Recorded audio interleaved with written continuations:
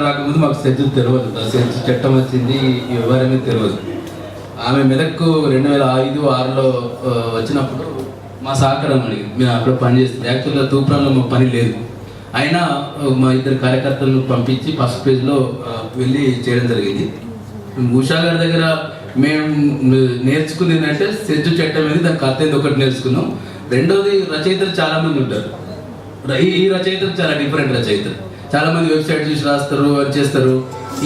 ఈ యాక్టివిస్ట్ ఉషా గారు చాలా మంది లీడర్లు తయారు చేసింది. ఇప్పుడు నరసింహ చెప్పాడు, ఒకప్పుడు విద్యావాళ్ళు ఒకప్పుడు అమ్మాయికుడు, ఇవాళ నాయకుడు అయ్యాడు. నేను కూడా సెజ్ మీద నాయకుడైన నేను గడిచే మాట్లాడుతూ సెజ్ చట్టం మీద. ఇవాళ ఎన్ని చెట్లు ఉన్నాయి, ఎన్ని సెజ్లు వచ్చినాయి, కత్తి ఏంది, పూర్వం అంటే చాలా మంది కార్యకర్తలు తయారు చేయడానికి ఉపయోగపడ్డది. ఇంగ్లీష్లో పుస్తకం వచ్చినప్పుడు ఫస్ట్ బాధపడ్డది నేనే. ఎందుకు అని ఇంగ్లీష్లో రాస్తారు, తెలుగు సంగతి ఏంది, ఎట్లా ఆ పుస్తకం చూస్తే భయమైంది. ఫిగర్లు లెక్కలు గుర్తుకొచ్చినాయి కానీ దాన్ని చదవడం అర్థం చేసుకోవడం నాలాంటి కార్యకర్తలు చాలా కష్టమైంది. ఇవాళ ఈ తెలుగు పుస్తకం రావడం అనేది చాలా మంచిది. నాలాంటి కార్యకర్తలకు దీన్ని మరింత గైడ్గా పనిచేస్తాను అనుకుంటున్నాను నేను. రెండోది, మేడం గారు చాలా మందిని నాయకులతో పాటు ల్యాండ్ యాక్టివిస్టులను, ఆర్టీ యాక్టివిస్టులను ఎన్ని చేశారో. రాత్రి చిన్న నిడిచిపెట్టి ఈ ఊర్లలో ఉండేసి మొత్తము తిరిగి వాళ్ళతోటి, అంటే ఆమెకున్న అనుభవంతో చాలా విషయాలు ఆ ప్రజలతో మాట్లాడి కూర్చోవడం, రాత్రనక పొద్దునక కూర్చొని మాట్లాడి ఒక పెద్ద మంచి గైడ్ ను తీసుకొచ్చింది. ముందు తెలుగులో తీసుకొచ్చినందుకు మరోసారి అనువాదాలు కూడా ఆశలత గారికి, అజయ్ గారికి, మల్లిక గారికి అందరికి థ్యాంక్ యూ. అంటే ఇవాళ మన ముందు 2-3 ప్రశ్నలు ఉన్నాయి. మనము ఇదేమో ప్రభుత్వం ఇచ్చిన సెజ్జులు, ప్రభుత్వం నోటిఫై చేసిన సెజ్జులు, భూముల గురించి మాట్లాడుతుంది. ఇదొక పోరాటం జరగాలి. రెండోది, ఇటీవల కాలంలోనే కేంద్ర ప్రభుత్వం కొన్ని భూ సంస్కరణ ముసాయి తీసుకొచ్చింది. దేశంలో భూ సంస్కరణ అమలు ఎట్లా ఉంది, దానికి అర్థం ఏంది అనేది ఒకటి తీసుకొచ్చింది. దీంతో పాటు ఈ సెజ్ల గురించి మాట్లాడుతున్నాం. మనం 2 రాష్ట్రాల గురించి కూడా మాట్లాడుతున్నాం. 2 రాష్ట్రాలకు ఎట్లా వస్తాయి అన్నాడు.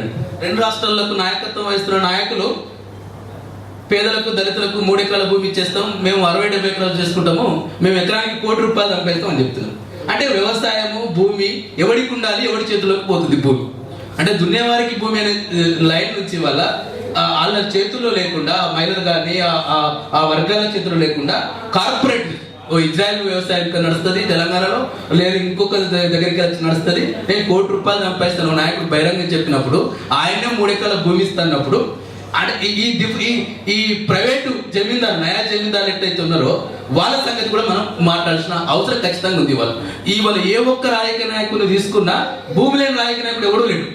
ఏ ఒక్క రాజకీయ నాయకులు లేడు, సింగిల్. అలాగే దానికి పేరు, ముద్దు పేరు చాలా ఉంటాయి. అవి ఫామ్ హౌస్ కావచ్చు, గార్డెన్ కావచ్చు, చాలా ఉంటాయి. అంటే పోరాటం ఇలా 2-3 రకాలుగా జరగాల్సిన అవసరం ఉంది. ఒకటి, ప్రభుత్వ పరంగా వచ్చిన సెజ్లకు వ్యతిరేకంగా జరగాలి. రెండోది, రాజకీయ నాయకులు వాళ్ళ కుటుంబాల పేరు మీద, పిల్లల పేరు మీద సంపాదించిన, కొనుగోలు చేసిన భూముల మీద జరగాలి. ఈ భూ సంస్కరణల అమలు జరగాలని చెప్పి కేంద్ర ప్రభుత్వం చెప్పింది, మనకు కాదు. మనం ఎవరైనా చెప్పలేదు. కేంద్ర ప్రభుత్వమే రాష్ట్ర గ్రామీణాభివృద్ధి శాఖ బుక్ ఇచ్చింది. ఒక్క భూ సంస్కరణ కూడా అమలు చేయలేకపోయినాయి 60 ఏళ్లలో అని చెప్పి ప్రభుత్వం ఒప్పుకుంది.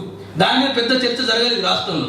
అన్ని రాజకీయ పార్టీలు ఆ భూ సంస్కరణలో భూ సీలింగ్ పరిమితి తగ్గించమని చెప్పారు. భూ సంస్కరణ దాంట్లో ఏ ఒక్క రాజకీయ పార్టీ కూడా, రఘువీరారెడ్డితో ఏర్పడిన మీటింగ్ నేను కూడా పోయినా, ఎవరు వచ్చిర్రు భూమి గురించి మాట్లాడడానికి?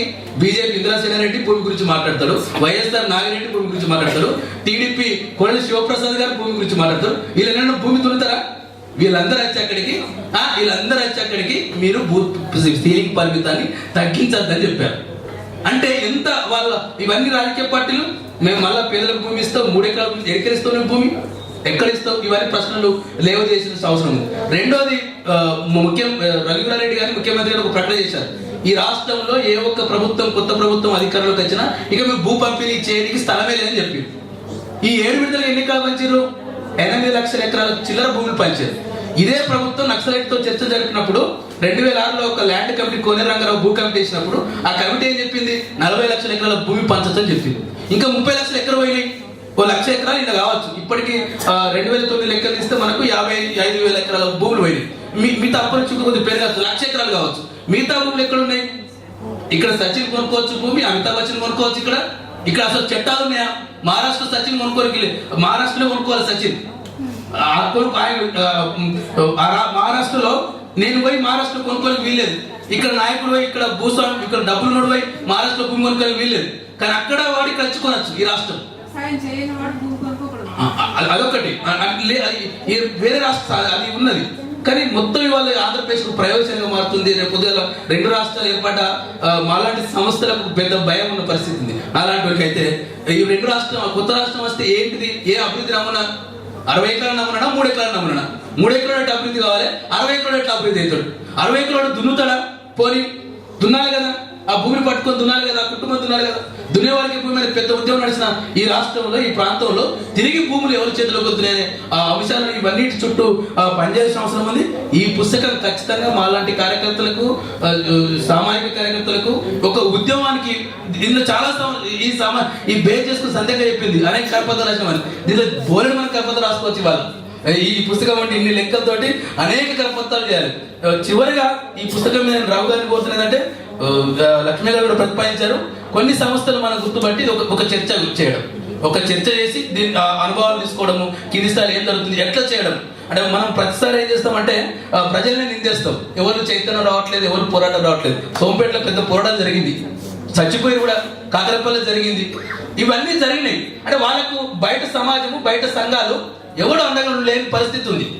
ఈ పని ప్రజా సంఘాలు చేయాలి. ఒక ఇండివిజువల్ యాక్టివిటీ చేసింది. ప్రజా సంఘాలు ఎక్కడైనా మాట్లాడినా 1, 2, 3, 4 సంఘాలు మాట్లాడారు. మొత్తం ఏ ప్రజా సంఘం కూడా మాట్లాడాలి. ఈ సమాజాన్ని మారుస్తామనే సంఘాలు కూడా సెజ్జులకు పరిశ్రమలు అంటే ముట్టుకోవద్దు. పరిశ్రమ ఇప్పుడు మేడం గారు కూడా మాట్లాడుతూ మనందరం పరిశ్రమలకు వ్యతిరేకం కాదు. ఏ పరిశ్రమకు వ్యతిరేకం? అసలు ఈ పరిశ్రమలు ఈ మొత్తం 60 ఏళ్ళ అనుభవంలో, స్వాతంత్రం వచ్చినాక 60 ఏళ్ళ అనుభవంలో, పరిపాలన అనుభవంలో ఈ పరిశ్రమలు ఏమన్నా ఎవరికైనా ఉపయోగపడ్డాయి, పరిశ్రమలు ఉపాధి ఇచ్చినాయి.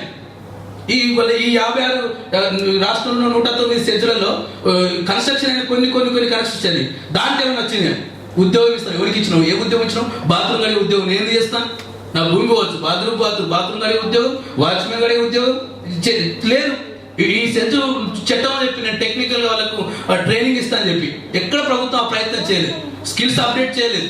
స్కిల్స్ అప్డేట్ చేయకుండా నేను ఆ అపాచ్లో కానీ, ఆ సీసీటీలో కానీ లేపాచి ఎట్లా పని చేస్తాను? నేను నాకు కంప్యూటర్ రాదు, లెక్క రాదు, ఏం రాదు, మోటో ఎట్లా వస్తుంది నాకు? నువ్వు తయారు చేయలే కదా. నువ్వు మొత్తం ఉద్యోగాలు ఇస్తావంటే లోకల్ ఎంత పరిస్థితి ఇస్తావు, బయట ఎంత పరిస్థితి, ఇవంతా చర్చ జరగాలి. ఇవన్నీ పక్కపోతున్న సందర్భం కాబట్టి ఈ పుస్తకం నేపథ్యం, ఈ పుస్తకాన్ని గైడ్గా తీసుకొని ఒక పెద్ద ఉద్యమాన్ని మనం తీయచ్చు. అట్లా మేడం గారికి అనువాదం చేసిన తెలుగు రచయితలకు మరొకసారి థ్యాంక్ యూ.